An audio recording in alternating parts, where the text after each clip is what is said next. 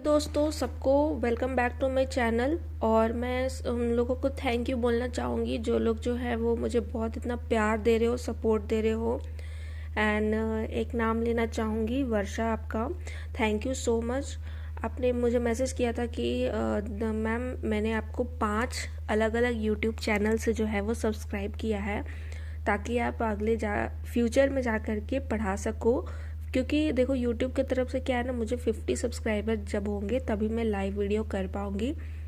तो ये बात आपने समझा और मेरी परेशानी को भी समझा कि मैं उतना जुड़ नहीं पा रही हूँ, तो उसके लिए मैनी मैनी थैंक्स। ठीक है। और नोट्स जो है वो रेडी हो गया है, तो अगर आपको चाहिए होगा, आप किसी को भी चाहिए होगा तो आप लोग कमेंट में बताना। जाके मेरे टेलीग्राम चैनल पे ही जुड़ जाना, वहाँ पे आप लोग नोट्स मैं आप लोगों को भेज दूँगी PDF फॉर्म में। नोट्स का प्राइस ज़्यादा नहीं है, 99 रुपीज़ है। तो CDP का नोट्स अभी रेडी हो गया है और इंग्लिश का भी नोट्स रेडी हो गया है। जिनको भी चाहिए होगा मैसेज कर देना। हिंदी के लिए मुझे थोड़ा सा टाइम दीजिए, क्योंकि हिंदी का जो है मैंने जिसको बोला था ना वो अभी पता नहीं थोड़ा बिजी चल रहे हैं वो भी, तो उनको टाइम नहीं है थोड़ा लिखने का। तो मैं कोशिश करूँगी जितना जल्दी हो सके उसको PDF बना करके आप लोगों को देने का। तब तक आप लोग इंग्लिश का और CDP का ले लीजिए, बहुत बेटर है, सब कुछ लिखा हुआ है और एग्ज़ाम में ज़्यादा टाइम भी नहीं है। तो चलिए हम लोग आज से स्टार्ट करते हैं अपना क्लास को। और थोड़ा थोड़ा आप लोग मेरी वीडियोस पे जा कर के पढ़ लेना ताकि आप लोगों का कंसेप्ट जो है वो क्लियर हो जाए। बहुत ही आसान तरीके से और हिंदी और इंग्लिश दोनों में ही मैंने समझाया है, बताया है। तो चलिए शुरू करते हैं। देखो दोस्तों, सीटेट में ना सबसे इम्पॉर्टेंट जो आता है मनोवैज्ञानिक जो है वो है जीन पियाजे। जीन पियाजे जो है वो एक ऐसे साइकोलॉजिस्ट है जो कि स्विट्ज़रलैंड से थे और इन्होंने जो है वो कॉग्निटिव डेवलपमेंट थ्योरी दिया है, संज्ञानात्मक विकास का सिद्धांत दिया है। अब इसमें क्या पढ़ना होता है, क्या समझना होता है, देखो इन्होंने जो अपने थ्योरी में कहा है, साफ साफ वर्ड में बताती हूँ। बच्चा जो होता है ना, वो अपने पर्यावरण से इंटरैक्ट करके बच्चा क्या करेगा, अपने आसपास के चीज़ों को देखेगा, समझेगा और उसके अनुसार वो खुद ही ज्ञान को निर्माण कर लेगा। वो दिमाग में अपना कंसेप्ट बना लेगा। कैसे बनाएगा वो हम आप लोगों को आगे बताएंगे। उससे पहले आप लोग समझ लो कि जैसे जैसे बच्चा जो है वो बड़ा हो जाएगा वैसे वैसे उसके दिमाग का जो है ना लेवल ऑफ थिंकिंग भी बड़ा होते जाएगा। आप लोग खुद से ही रिलेट करके देख लीजिए कि जब हम लोग छोटे थे तो क्या है ना, हर चीज़ को जानने का इच्छा रखते थे। मम्मी ये क्या है, पापा ये क्या है, मतलब क्वेश्चन का ना, सवालों का जो ढेर होता था हमारे दिमाग में। क्यों? क्योंकि बच्चा क्या होता है ना, चीज़ों को देखता है, उसके बारे में कंसेप्ट अपने दिमाग में खुद ही बना लेता है, लेकिन फिर भी इतना में भी संतुष्ट नहीं होता है और वो चीज़ों को और जानना चाहता है। तो वो धीरे धीरे एक स्टेज होता है और स्टेज से होकर के अभी अब गुजरेगा। आप लोगों को बताएंगे आगे। जैसे सेंसरी मोटर स्टेज होता है जिसमें बच्चा अपने इंद्रियों के द्वारा चीज़ों को समझने का कोशिश करता है। फिर होगा प्री ऑपरेशनल स्टेज, ऑपरेशनल, फिर होगा कंट्री। तो इसमें कहा गया है कि संज्ञानात्मक विकास जो है वो जैविक परिपक्वता और अनुभव पर निर्भर करता है। मतलब ये डिपेंडेंट है किस पे, आपका बायोलॉजिकल मैच्योरेशन पर और एक्सपीरियंस पर, और साथ ही साथ हेरिडिटी पर भी। अपने आसपास का वातावरण क्या होगा, आप लोग ही सोचो। आपका घर होगा, परिवार होगा, स्कूल होगा। घर परिवार तो सबसे पहले होगा, मम्मी पापा लोग सबसे पहले होंगे। तो ये रिलेट करता है हेरिडिटी से और अपना क्या चीज़ से, इन्वायरमेंट से। बच्चा क्या करेगा, इन सब चीज़ों से इंटरैक्ट करके ही सीखेगा। चलिए आगे देखो। आगे जो है बच्चा को क्या माना गया है, एक्टिव लर्नर। जीन पियाजे जो कहते हैं कि बच्चा जो है ना वो क्या है, सक्रिय है। बच्चा को कभी भी पैसिव नहीं माना गया है। क्वेश्चन पूछता भी है तो आप लोग बहुत ध्यान से पढ़ना। बच्चा क्या है, सक्रिय है और वो अपना जो है, क्योंकि वो ज्ञान को निर्माण कर रहा है ना, खुद ब खुद वो सोच रहा है, थिंकिंग डेवलप कर रहा है। तो बच्चा यहाँ पैसिव कहाँ हुआ, बच्चा तो एक्टिव हुआ ना। बच्चा काम कर रहा है। क्या काम कर रहा है, कंसेप्ट को, चीज़ों को अपने दिमाग में स्टोर करने का काम कर रहा है। विकास जो है वो चरणबद्ध होता है। डेवलपमेंट क्या होता है, स्टेज वाइज होगा। लर्निंग जो है वो डिपेंड करता है बायोलॉजिकल मैच्योरेशन पे। जैसे जैसे बड़ा होते जाएगा वैसे वैसे समझ भी उसका और विकसित होते जाएगा। सभी बच्चे जो होते हैं समान क्रम से ही गुजरते हैं, ऐसा नहीं है। दुनिया के कोने में जितने भी बच्चे हैं ना, सभी जो है वो एक ही क्रम से होके गुजरेंगे।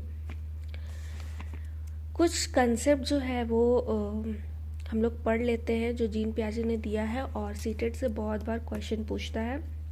देखो, पहला जो है वो स्कीमा। सिंपल सा चीज़ है, जो भी चीज़ हम लोग सोचते हैं अपने दिमाग में उसको व्यवस्थित करते हैं। ज्ञान को व्यवस्थित करने का ही एक रूप है स्कीमा।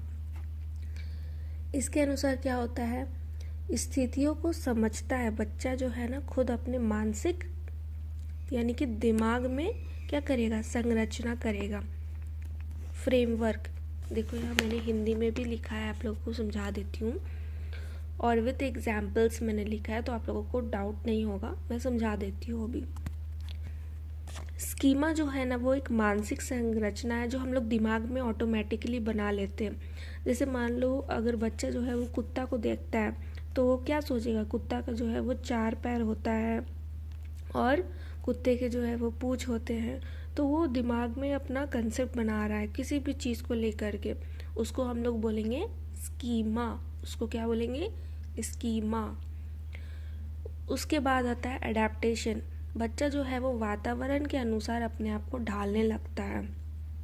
अगली बार वो क्या करेगा, अलग अलग चीज़ों को देखेगा और उसके साथ जो है वो एडजस्ट करने का कोशिश करेगा, जिसको हम लोग कहते हैं, देखो एसिमिलेशन क्या होता है, adding new information into existing schema. जो पहले से वो धारणा बना हुआ है, ठीक है, जो पहले से उसका स्कीमा बना हुआ है उसको क्या करेगा, उसमें नया जानकारी जोड़ेगा। जैसे गाय अलग होता है, कुत्ता अलग होता है। पहले वो क्या देख रहा था, जो भी जानवर था 4 पैर का, 1 पूंछ का, सब उसको कुत्ता ही नज़र आ रहा था, ठीक है। अब वो क्या कर रहा है, धीरे धीरे वो समझ रहा है कि नहीं, गाय जो होती है वो अलग होती है, कुत्ता जो है वो अलग होता है। तो क्या कर रहा है, नया जानकारी को वो ऐड ऑन कर रहा है अपने दिमाग में। उसके बाद होता है एकोमोडेशन। अब नई जानकारी के अनुसार स्कीमा में परिवर्तन। ज़रूरत पड़ने पर बच्चा जो है वो ज्ञान को परिवर्तन भी करता है, और ज़रूरत पड़ा तो, ठीक है। जैसे एग्जाम्पल में कुत्ता जो है, अब वो उसको कुछ समझाता है कि कुत्ता जो है ना वो छोटा होता है देखने में, और गाय जो होती है वो बड़ी होती है। कुत्ता जो होता है वो भौंकता है और गाय जो होती है वो दूध देती है, यानी कुत्ता जो है वो दूध नहीं देता है, ठीक है। तो इस तरह से वो चीज़ों को नए जानकारी के अनुसार अपने स्कीमा में परिवर्तन करता है। चीज़ों को वो समझेगा, अंडरस्टैंड करेगा, और ज़रूरत पड़ने पर उसको मॉडिफाई भी करेगा। पुरानी जानकारी को मॉडिफाई कर रहा है। पहले उसको सिर्फ कुत्ता ही नज़र आता, जितने भी 4 पैर और 1 पूंछ वाले जानवर थे उसको कुत्ता नज़र आ रहा था। फिर क्या हुआ एसिमिलेशन में, अब उसको गाय अलग कुत्ता अलग नज़र आ रहा है। उसके बाद क्या हो रहा है, फिर वो मॉडिफाई कर रहा है। अब इसको जो है वो समझ में आ रहा है कि दोनों का अंतर क्या है। कुत्ता जो है वो छोटा होता है, भौंकता है, और गाय जो होती है वो बड़ी होती है, दूध देती है। तो अब उसको धीरे धीरे चीज़ जो है वो समझ में आ रहा है। तो इस तरह से बच्चा जो है ना वो कंसेप्ट अपना दिमाग में बनाते जा रहा है। अब होता है इक्विलिब्रेशन। अब दोनों चीज़ को वो साथ साथ समझ रहा है। देखो, इसमें एसिमिलेशन और एकोमोडेशन को दोनों को बैलेंस किया गया है। जैसे कुत्ता जो है, बच्चा क्या करेगा, अब समझ लेगा कि कुत्ता को कुत्ता बोलेंगे और गाय को गाय बोलेंगे। तो वो क्या कर रहा है, धीरे धीरे समझ रहा है, दोनों के बीच में संतुलन बना रहा है। उसके बाद होता है हमारा ऑर्गेनाइजेशन, संगठन। अब क्या करेगा, चीज़ों को जो है वो व्यवस्थित करना चालू कर देगा। कैसे व्यवस्थित करेगा, देखो संगठन वह प्रक्रिया है जिसके द्वारा बच्चा अपने स्कीमा यानी कि मानसिक संरचनाओं को व्यवस्थित करता है और उन्हें अधिक जटिल संरचनाओं में जोड़ता है। अब वो नए जानकारी को और ऐड ऑन कर रहा है, चीज़ों को वो अलग अलग समझने लगा है। जैसे देखो, अब वो समझ रहा है कि जानवर में ना बहुत सारे जानवर होते हैं, सिर्फ कुत्ता ही नहीं होता है, सिर्फ बिल्ली नहीं होती है, सिर्फ गाय नहीं होती है, सबका अलग अलग जो है वो बटा हुआ है। कुछ जो होते हैं वो पालतू जानवर होते हैं, कुछ जो होते हैं वो दूध देने वाले जानवर होते हैं, कुछ को जो है वो घर में रख सकते हैं, चाहे घर में नहीं रख सकते। तो वो अब चीज़ को समझ रहा है, व्यवस्थित कर रहा है अपने दिमाग में। उसी को हम लोग कहते हैं ऑर्गेनाइजेशन यानी संगठन। यानी वो बच्चा जो है अपने दिमाग में क्या कर रहा है, चीज़ों को व्यवस्थित करते जा रहा है, जिस तरह से मतलब उसको कैरेक्टरिस्टिक में डिवाइड करते जा रहा है। तो ये था आज का हमारा जीन पियाजे का बहुत ही इम्पॉर्टेंट कंसेप्ट। पहले तो हमने जाना स्कीमा के बारे में, फिर हमने जाना एडेप्टेशन अनुकूलन के बारे में। बच्चा जो है वातावरण के अनुसार अपने आप को ढालते जाता है। किस तरह ढालता है वो मैंने बताया कि बच्चा जो है वो नई जानकारी को पुरानी जानकारी में जोड़ देगा। और एकोमोडेशन क्या होता है, ज़रूरत पड़ने पर उसको मॉडिफाई करता है, परिवर्तन करता है कि नहीं कुत्ता जो है वो छोटा होता है, गाय जो होती है वो बड़ी होती है, और क्या क्या होता है तो वो समझ लेगा। अब वो दोनों में संतुलन बना रहा है, इक्विलिब्रेशन। जैसे कुत्ता को कुत्ता ही बोलेंगे, गाय को गाय ही बोलेंगे।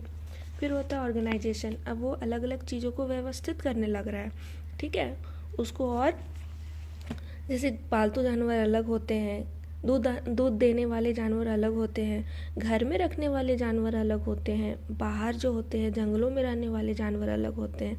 तो इस तरह बच्चा जो है वो धीरे धीरे समझ रहा है। आई होप कि आप लोगों को जो है वो चीज़ें जो है समझ में आ गई होंगी। अब हम लोग स्टेजेस जो है वो अगले वीडियो में करेंगे। तो वीडियो पसंद आएगा तो आप लोग लाइक कर देना। एंड हाँ, आप लोग चैनल से अभी तक जुड़े नहीं हो तो जाके जुड़ जाओ। अच्छा, इन सब से रिलेटेड मैं PYQ करवाऊँगी, जितने भी क्वेश्चन बनेगा मैं इन सब से रिलेटेड करवाऊँगी। जैसे जैसे टॉपिक्स कंप्लीट होते जा रहा है तो वो सारा जो PYQ है, चाहे आपका जितना भी टेस्ट वगैरह सब आपको टेलीग्राम पर मिलेगा, तो वहाँ पर जा कर के आप लोग ज्वाइन कर लेना। Thank you for watching and bye bye, take care.